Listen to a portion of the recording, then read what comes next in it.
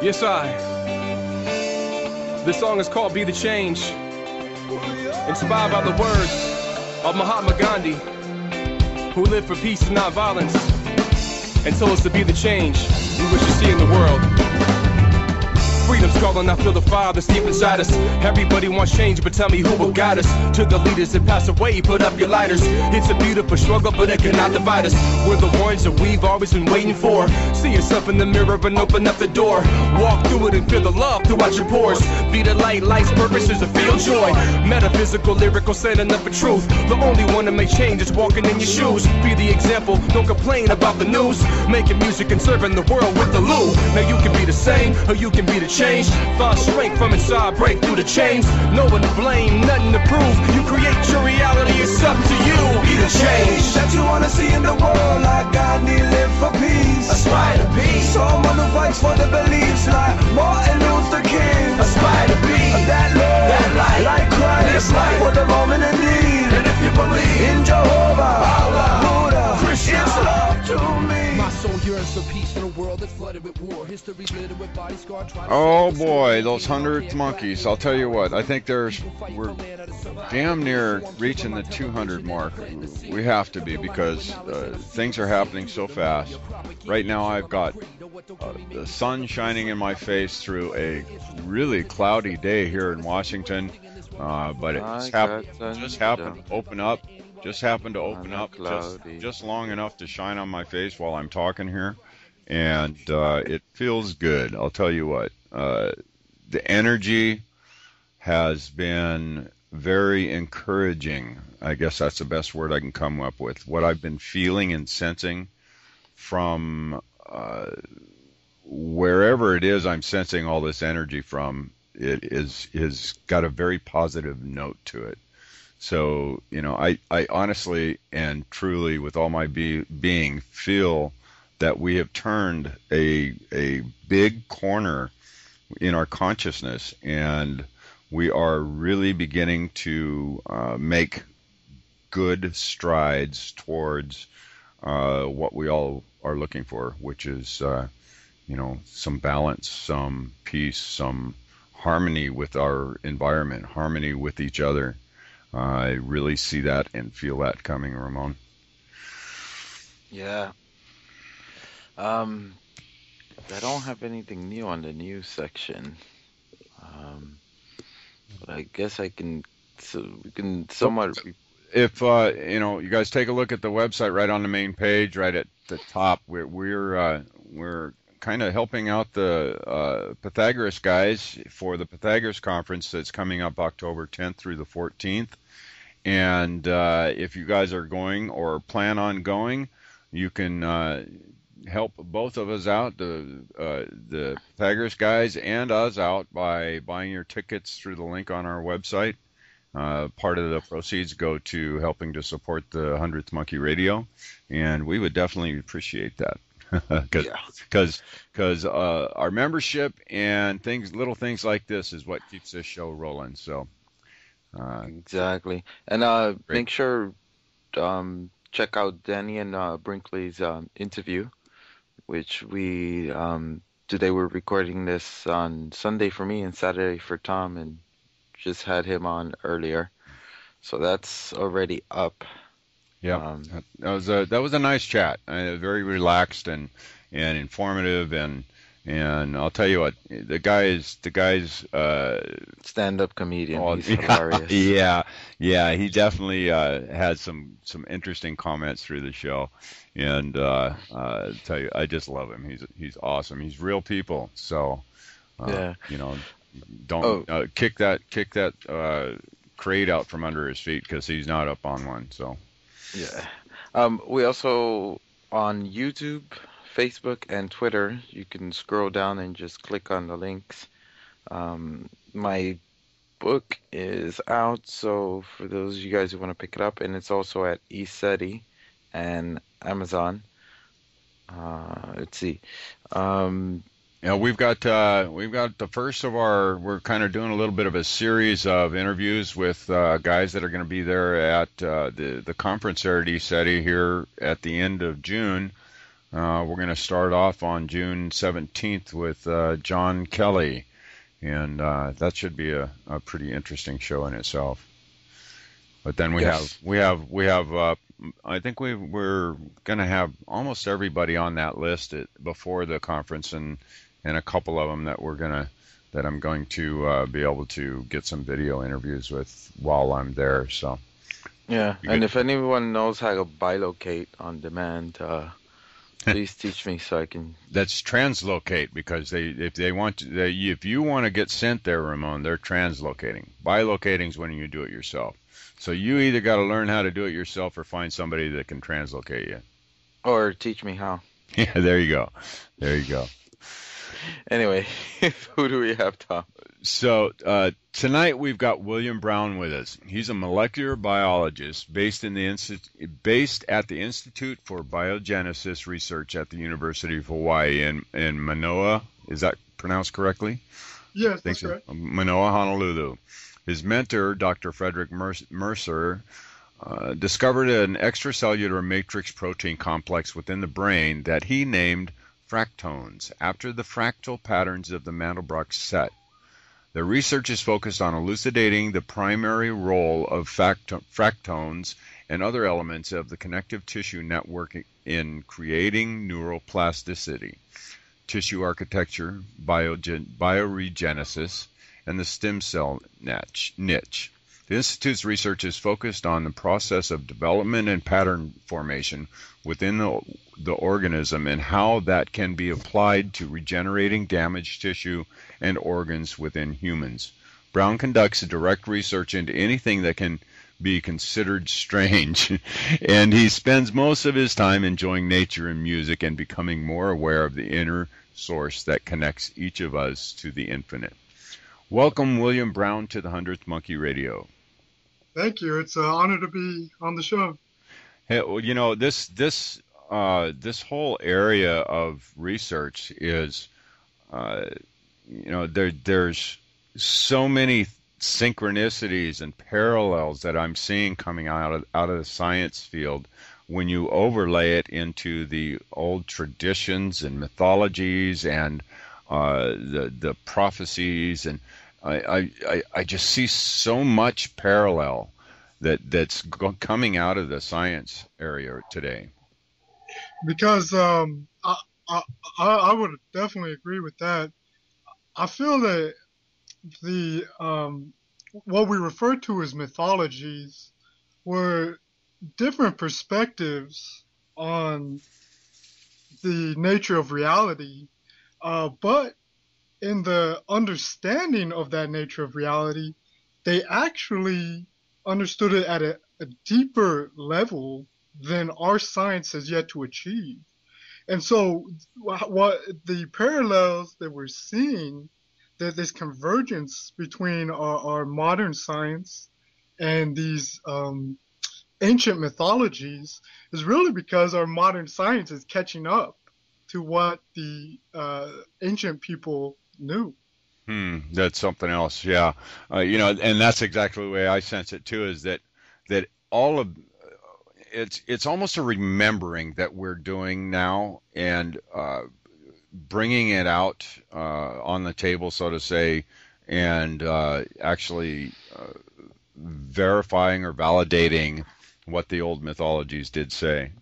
Absolutely. It really is a process of remembering, because those ancient mythologies, they are embedded deep in our archetypal consciousness. So we know this stuff. It's perhaps being presented and formatted or presented in a different format, that of a very scientific paradigm. But it is really a process of remembering. So now I just wanted to say, Really briefly, I dedicate this show for those people who are saying, I need hard science. Now, I want to go into the. I've heard people say that we have a what's called a genetic memory. Yes.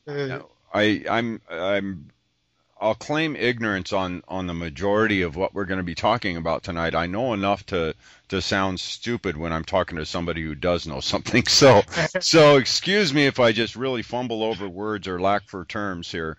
But excuse me if I'm too technical in my presentation. I'll be happy to clarify or elucidate anything that is too abstruse or seemingly complex. Well, if I don't understand, I will definitely speak up and say, "Huh?"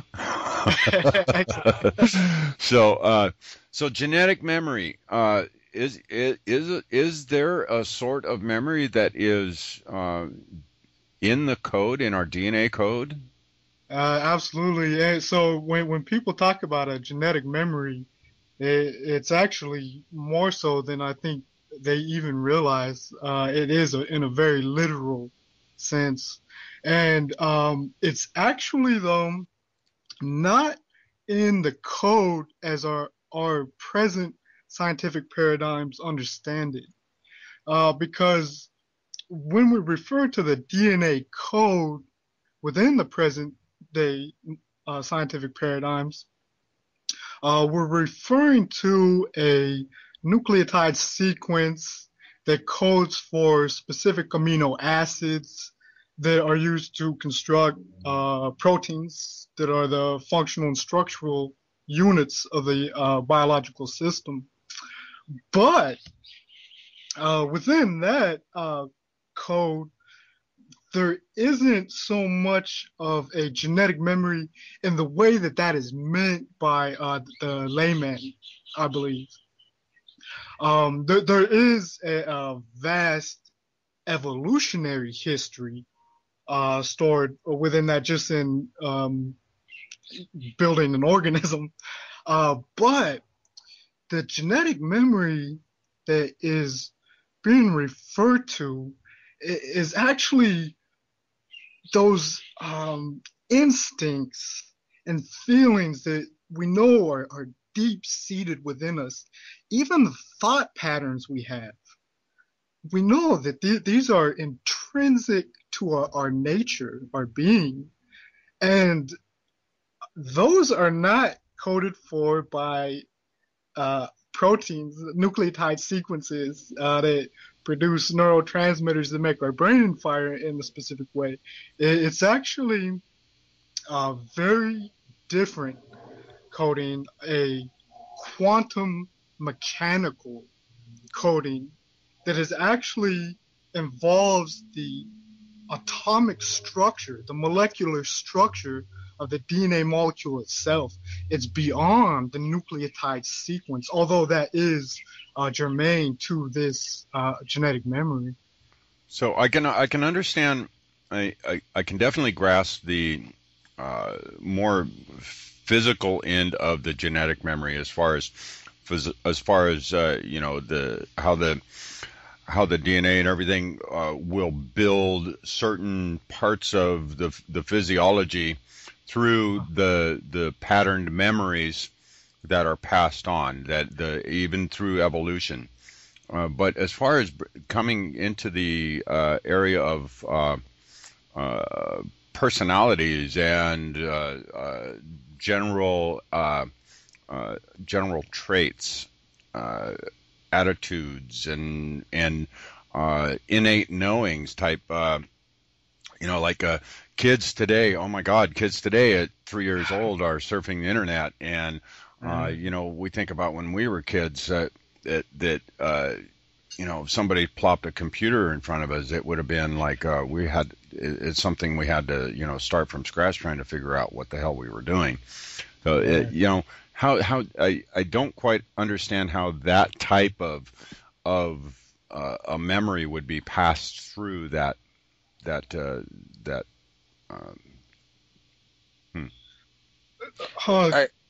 let me just tell this story because it kind of reminds you of the same thing like the with the heart transplant phenomenon or any organ transplant phenomenon where someone would get an organ transplanted and then all of a sudden they start liking the same music or food that that person did. So, You see for that example, that's an excellent example right there. yeah, for example, Because like, go ahead. also, well, just because why that's such an excellent example is it shows how our feelings, our preferences, our personality traits, if you will, actually go much deeper than just say the neuronal level. It goes to the molecular level. It goes down to the level of the DNA molecule itself.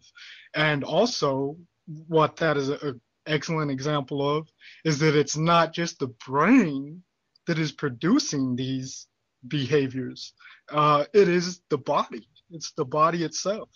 And, this has been tantamount to scientific heresy to suggest that our behaviors, feelings, and even thoughts are actually involving the entire body and not just the neuronal structure of the brain. Well, doesn't the heart have something like 60% of it is made up of brain cells? Not 60%. It does have um, a neuronal circuitry that has been likened to a brain unto itself, but it, um, it, it really doesn't necessarily require neurons to produce thoughts and feelings. That is a highly sophisticated interface with the level at which thoughts and feelings exist. But uh, even the heart cells themselves, the cardiomyocytes that make up the heart, they have the capability to access the information, the information patterns that make up a great deal of our personality and behaviors. So it seems what I'm kind of picturing in my head is, say, within my body right now, everything that I do through all the experiences, everything that I do, thinks, act, whatever, through my whole life, is all being patterned within my cells. You nailed it. In a form in like a, I'm almost saying it like a vibration. That's the best way that I can picture it. Is You nailed it. That's it. yeah. So the vibration, they're acclimating themselves to the vibration of my being, and so then that is what would be passed on. That Um, well, not exactly. So every single, you really that nailed it with that because every experience you had is being recorded in the molecular and atomic structure of the DNA molecule. And the reason that it is because that DNA molecule is the interface with your consciousness. So for you to be able to perceive every experience, that sensory information from the physical world has to be transmitted through the DNA molecule to your consciousness. Now, it's more at this level where that vibration is being recorded. The At this more fundamental level of reality, you can imagine it as a crystalline energy matrix, and there are um, you know, very scientifically based explanations, because that kind of sounds very magical or something, but there are, when you describe the mathematics of these more fundamental levels of reality, you actually do use crystal lattice structures to describe it. And so within this crystalline energy matrix, those vibrations are stored there, and the DNA can interface with that. And through the epigenetic pattern of the DNA molecule, that can be passed on to subsequent generations and accessed. So now, go ahead, Tom.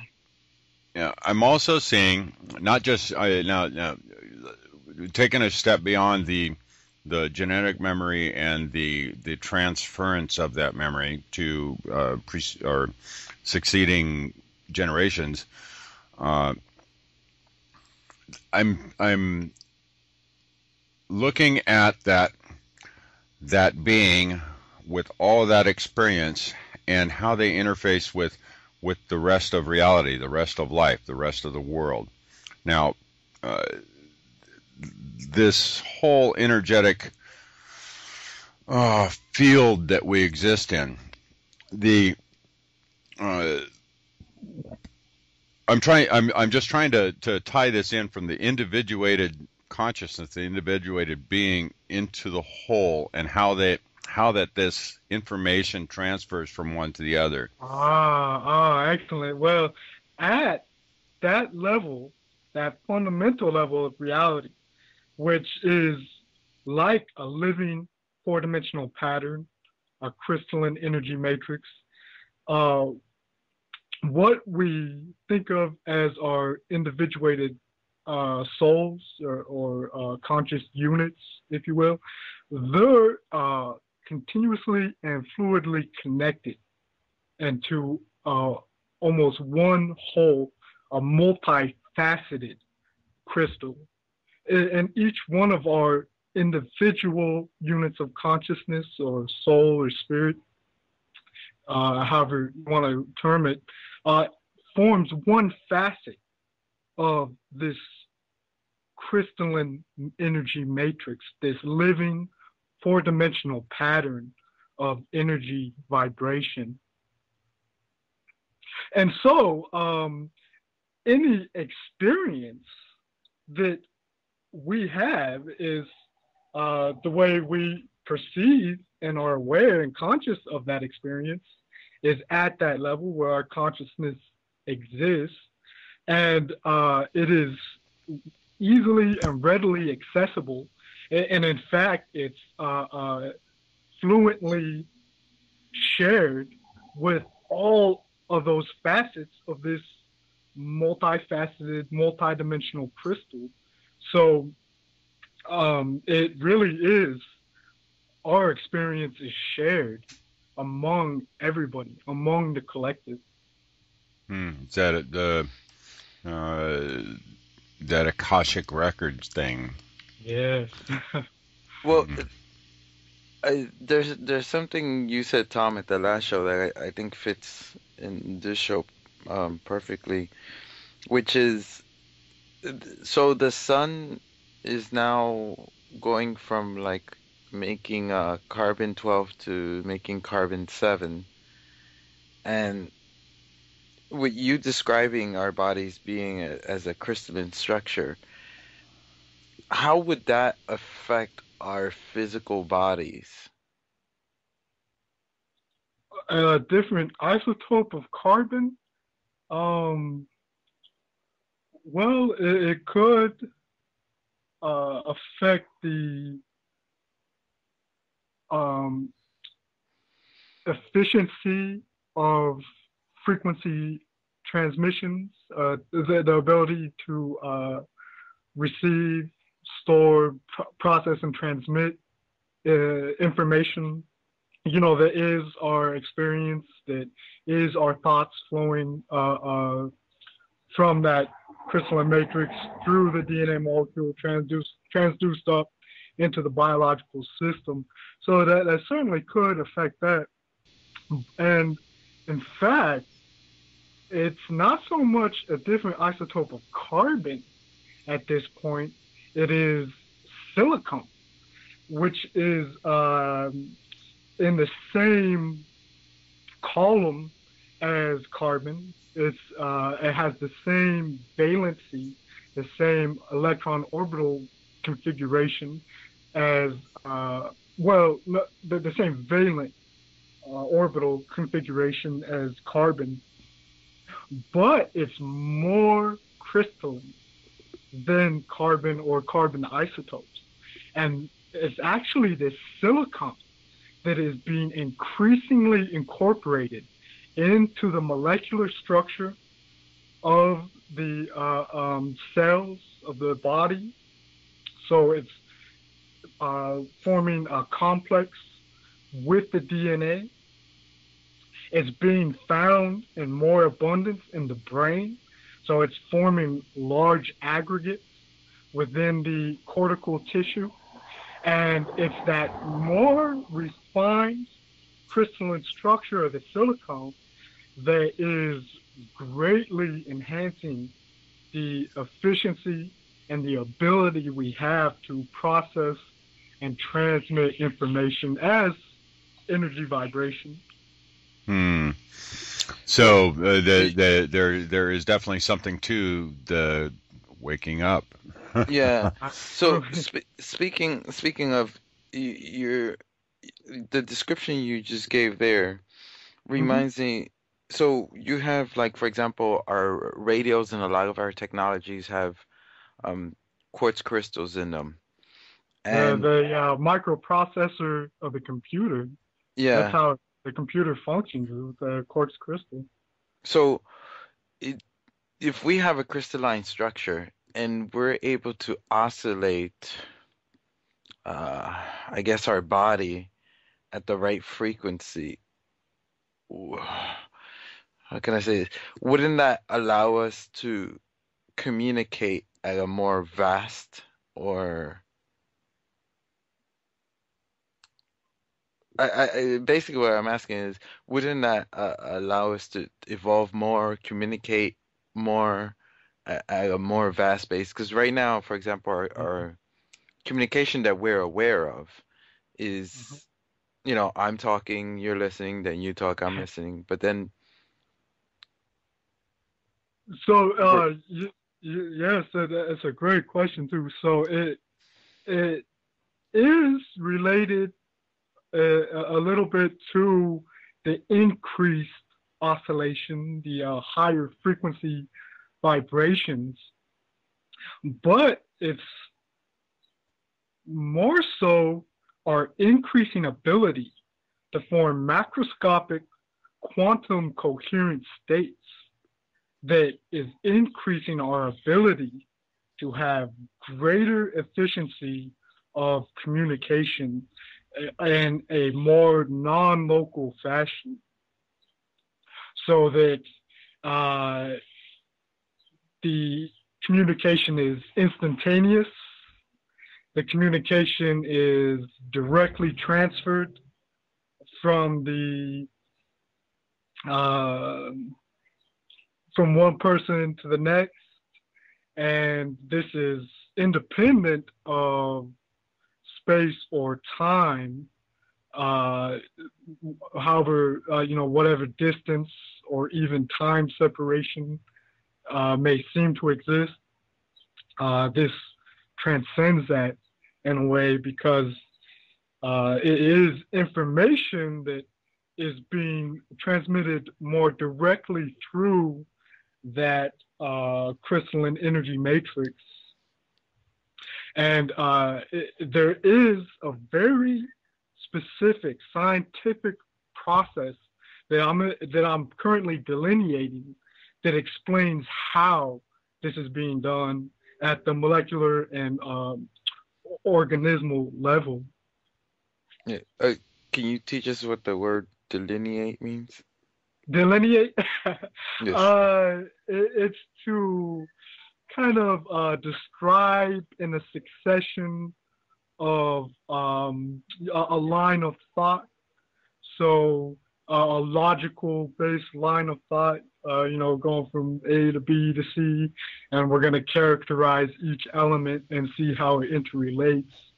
Um, and so, really, that's I think the most appropriate term for what I'm doing on the on delineating Right.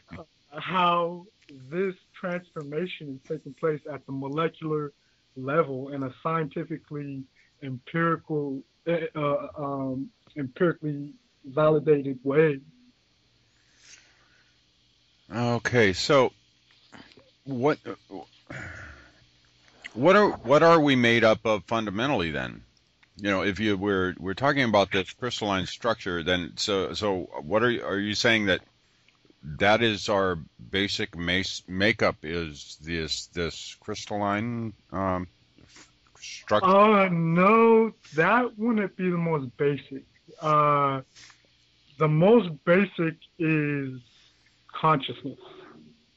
And I'm not sure if there's many adequate scientific, accepted scientific terms to describe this level of reality as of yet, because that crystalline energy matrix, it is what you could think of as an oscillation of energy that is storing and transmitting and processing information, which itself is a form of energy.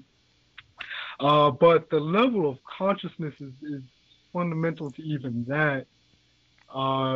This crystalline energy matrix is a result of the crystallization of consciousness. Okay. And so at the most fundamental level, the basement of reality is consciousness. And there's very specific reasons why I say that. And it goes to what is the nature of life? What is the nature of existence? What I have come to understand personally is that those two questions are one and the same. They're not questions, they're actually answers. If you take the question mark at the end of those and straighten it into an exclamation mark, you have your answer. Existence is life. The state of existing is to live. So you don't have existence without life, without consciousness. Maybe I could try to give an example of this. Absolutely. Yes, please. Okay.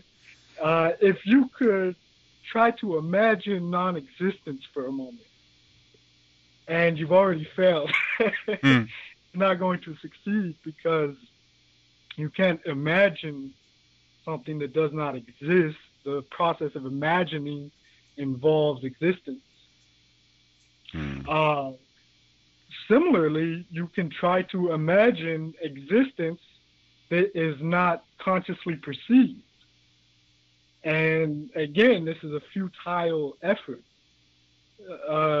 To imagine existence that is not being perceived, there is nothing.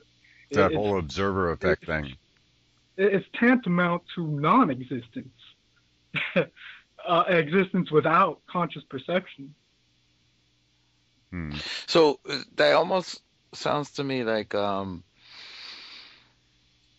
there is no such thing as non-existent, because as soon as you think of it, it exists. Well, is that correct, or is that off? It becomes confusing when it's defined in the negative. I think it's a little bit more elucidated to define it in the positive, in that anything you can imagine is true. anything and everything you can imagine is true. At some level of existence, of reality, it is a reality unto itself. It is real, because you cannot imagine non-existence. It's a contradictory thought, if you will. Yeah, I think I got that. Very nice, very nice. And so, the process of active self-directed manifestation, you visualize and imagine scenarios. Those are real. They exist.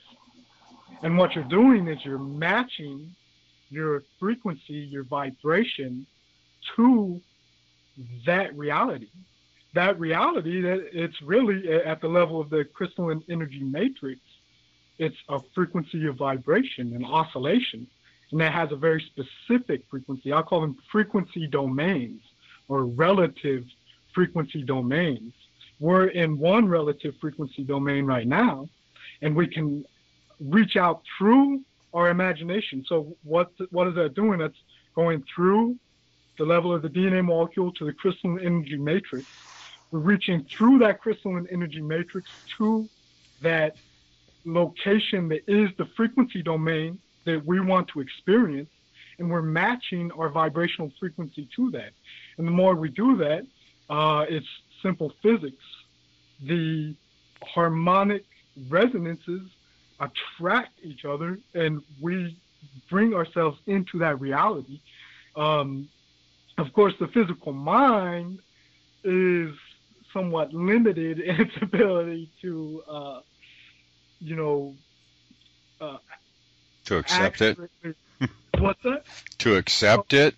Accept it, yeah, but to accurately generate, the exact picture of that reality. So, what we imagine is very often not exactly what we manifest, because it's a symbol. It's just a symbol of that frequency, that relative frequency domain. To us, it's a picture, but to our higher self that is consciously aware at the level of that crystalline energy matrix, it's a vibrational signature pattern that it's going to match you to.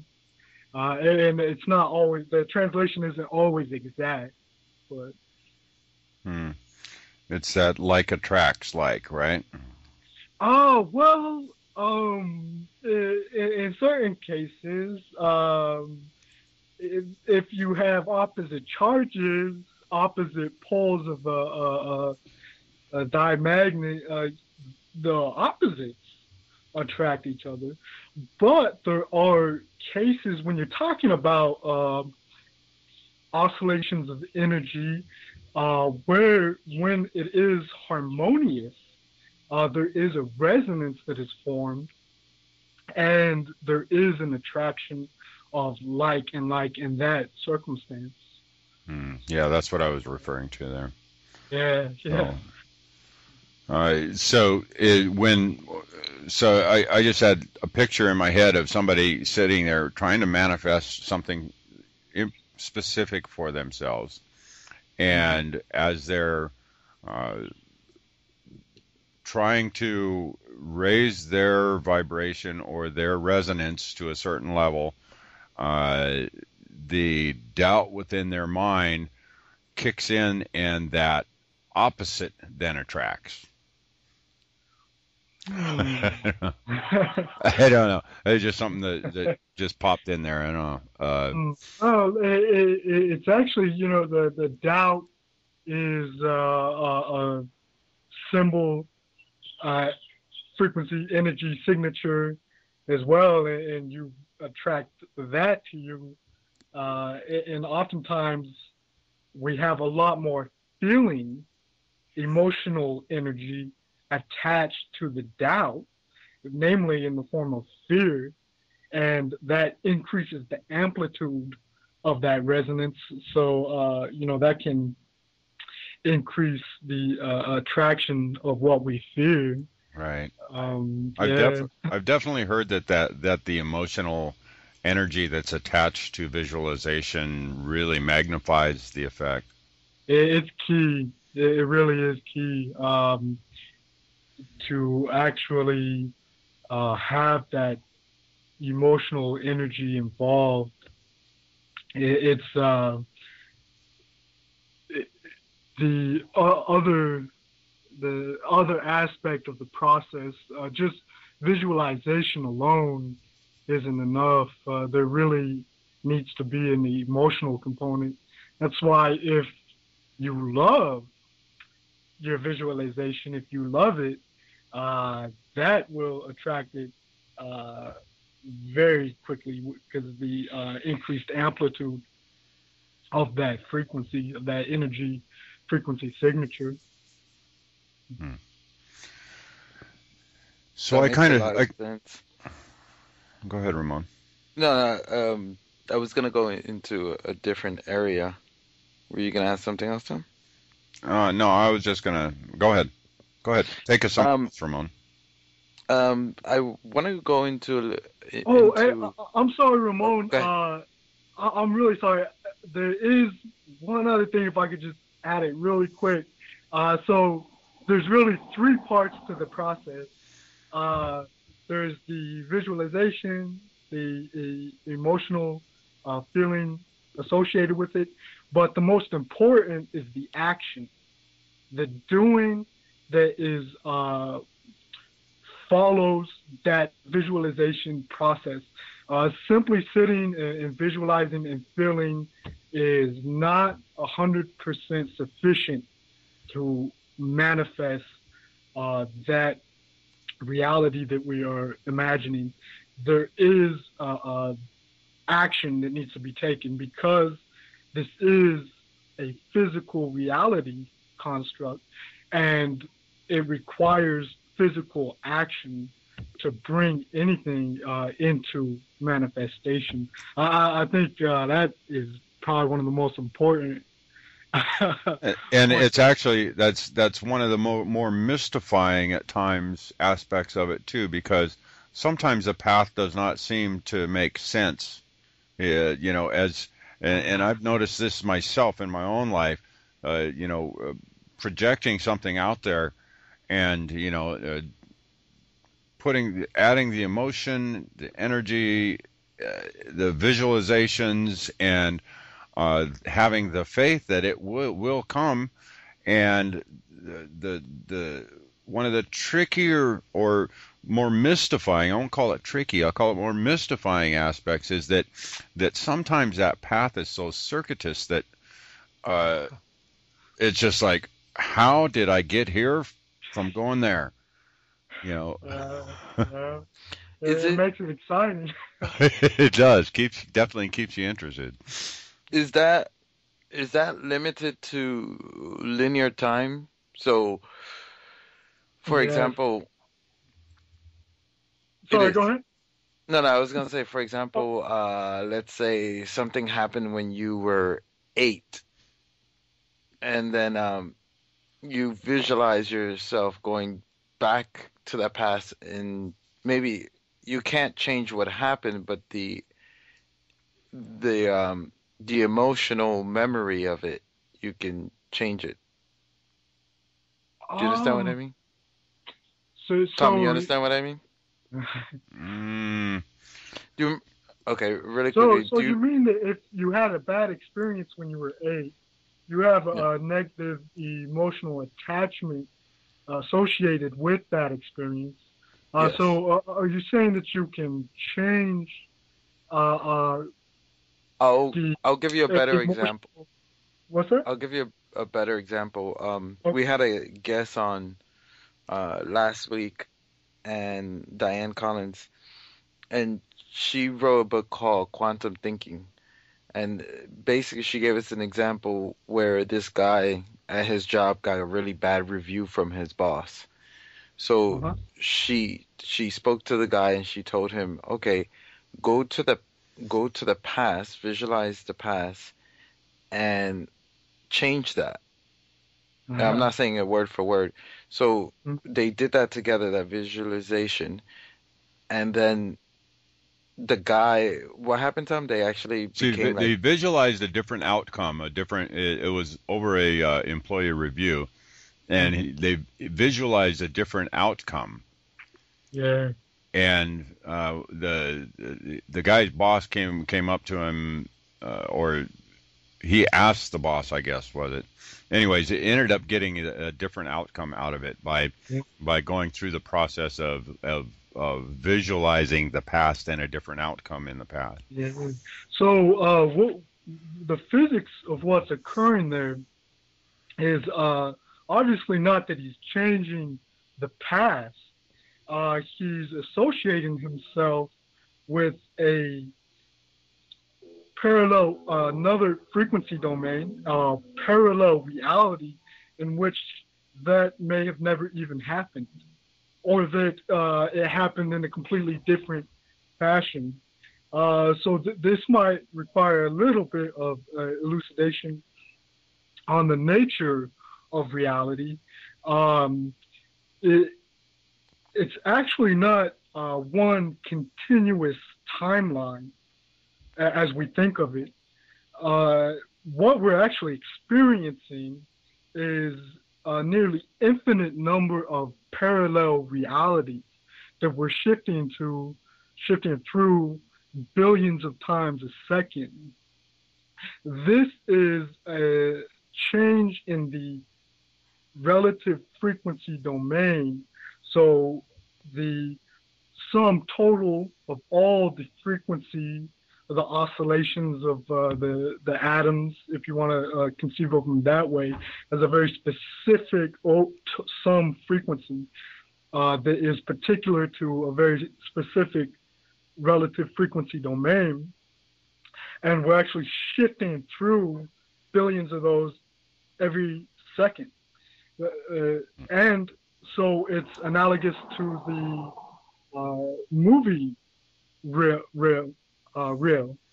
So it's 32 frames a second produces a fluid picture we perceive as one continuous film, but it's actually composed of very discrete units.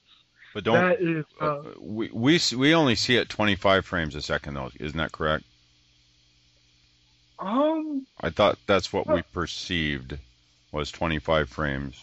that would be accurate just because it has to be less than how many frames are flicking by. Otherwise, we'd see, that quantization, that it is discrete. If we actually perceive 32 frames a second, yeah. So it's definitely, we do perceive less than that. Yeah. But at billions of frames a second, actually billions upon billions of frames a second, there is absolutely no perception. But so I guess this actually kind of goes back to the idea of manifestation, because how is it that if you match your frequency to that reality that you were imagining, how do you move into that frequency domain? How do you shift to that frequency domain to make it seem as if it's manifested? It already exists. Everything already exists. Things don't come from existence to non-existence. Everything that you can imagine already exists right now and right here. And so the way that you traverse, often through a very circuitous path, this super space to get to that reality that you were imagining, that you prefer to experience, you're shifting through billions of parallel realities every second. And what can happen is if you know this and you use a quantum technique, if you will, you can shift yourself to a parallel reality where something never even happened. Actually, that's already kind of how it works. That experience that you had when you were 8, you never actually experienced that. It's open in your genetic memory, but there's millions of other experiences that are in your genetic memory that are parallel and different from that experience. They're just closed off so that you can't access them. So is this sorry. so is this crystalline structure that we're beginning to develop within ourselves giving us more access to well, obviously it's giving us more access to at least be able to articulate the concepts in the first place. And that's the first step to be able to actually bring it into our reality. Yes, because you have to have a perceptual framework in which we understand the physics of what's being done. There's nothing really magical or mystifying about it, although it's still, I think, a very magical process. But we understand it's all mechanistic in a sense, and it can be utilized for desired outcomes to experience what we prefer to experience. Hmm. That reminds me. So example, when Max Planck discovered that that energy moved in leaps, not in one linear kind of thing. Like,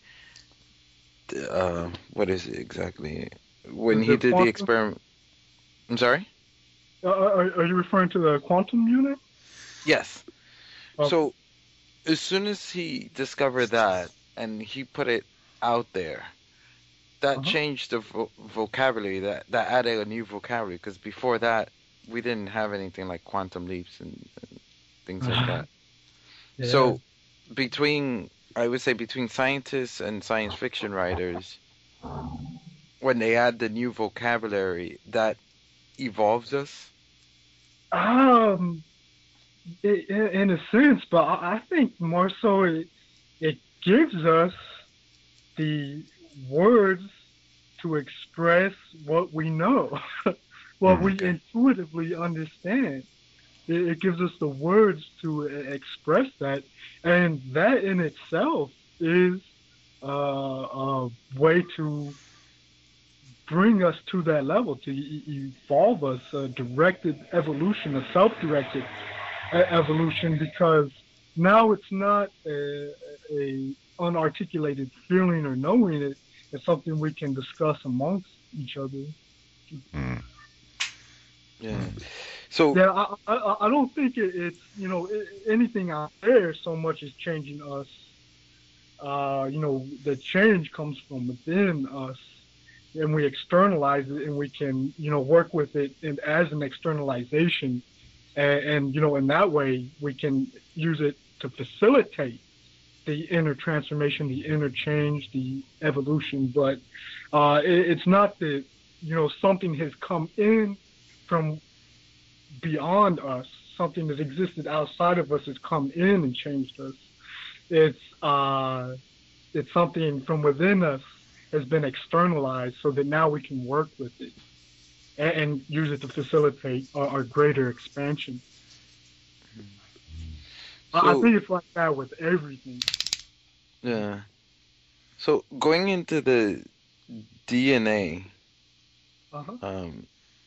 to go deeper into DNA, let's talk a little bit about what's been badly labeled as junk DNA, and what is that exactly? Yeah, that's a topic very dear to my heart. But do you think we could have a quick break and then go to that subject? Sure. Yeah, absolutely. In 7 yeah, minutes. we're pretty close to the hour, anyways. Where can people get a hold of you and your material? And are you working on anything right now? And are you speaking anywhere or anything like that? The best way to view my material is to go to my website, williambrown.scienceoflife.com, and a lot of my very primary theories are presented. My central theories, if you will, are presented on that website, and there's a contact page where you can get my email address, and I'm happy to receive emails and, discuss any of these aspects. Right now, I'm working on something very exciting. I recently have done some more delineation of the nature of the light-encoded DNA filament.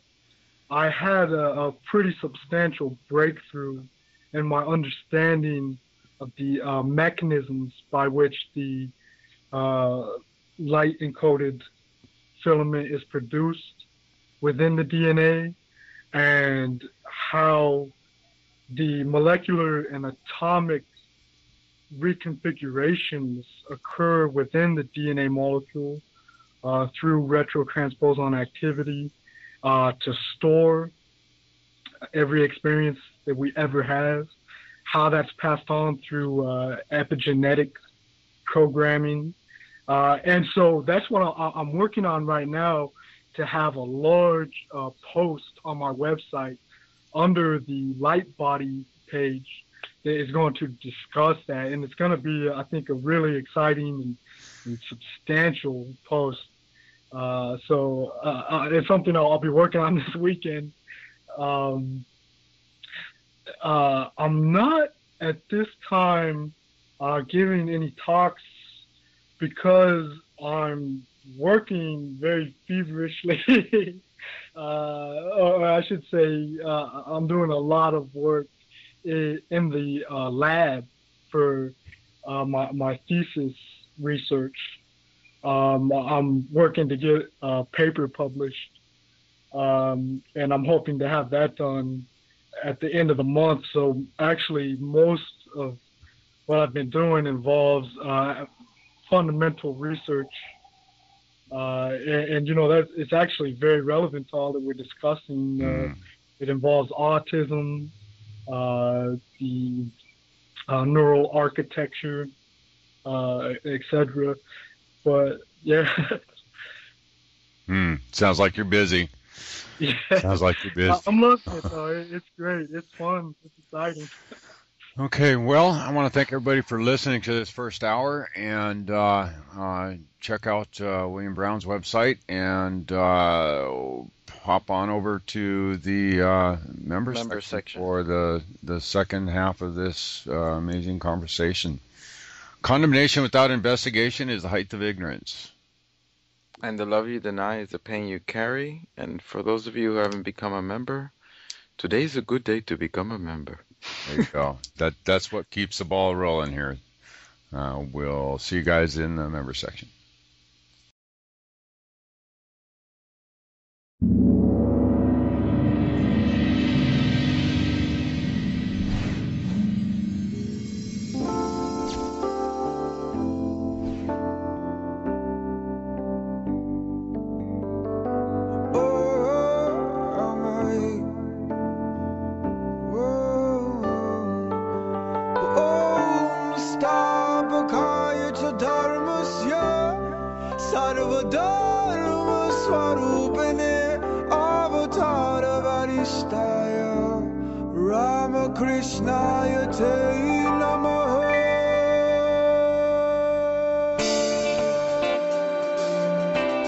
Yes,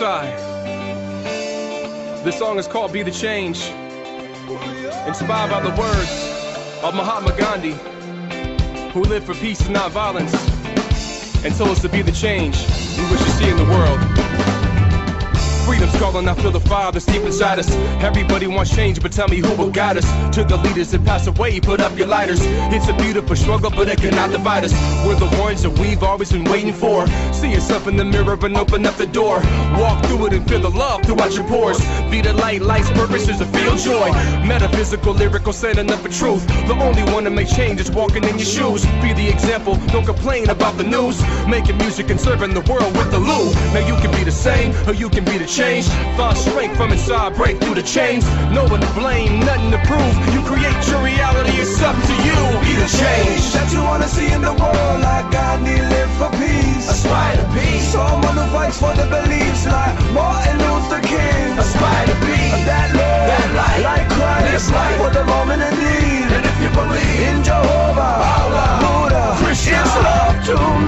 soul yearns for peace in a world that's flooded with war. History's littered with body scar, trying to settle the score to maintain an archaic platform of power and greed. People fight for land out of survival and need. So I'm killing my television and I'm planting the seed to fill my head with knowledge that I'm seeing recede. Due to the media propaganda killing my creed. Or what don't kill me make me stronger, feeling straight when I bleed. Fighting for interest and forward to attach the feet. They try to say you anything in this world, nothing for free. Land, air, fire, and water, they keep up in the ante while the anti-proletariat hold the powers to be. But we keep fighting, surviving and thriving, recycling and rhyming. We constantly inclining, we see through the lying and prying. They tactically keep trying to keep you from asking the why. The change that you wanna see in the world, like Gandhi live for peace. Aspire to be someone who fights for the beliefs, like Martin Luther King. Aspire to be that love, that light, like Christ, light for the moment in need. And if you believe in Jehovah, Allah, Buddha, Krishna, it's love to me. We find solutions, different possibilities, creating organizations like Aspire to Be, inspiring young minds to see, building life skills, nurturing creativity, fulfilling the youth's basic needs, listening actively, teaching the tools to succeed, positive role models, we plant the seed, the roots drink the water which feed the tree, someone help me, giving back is my responsibility. Be the change that you wanna see in the world, like Gandhi live for peace. Aspire to be someone who fights for the belief.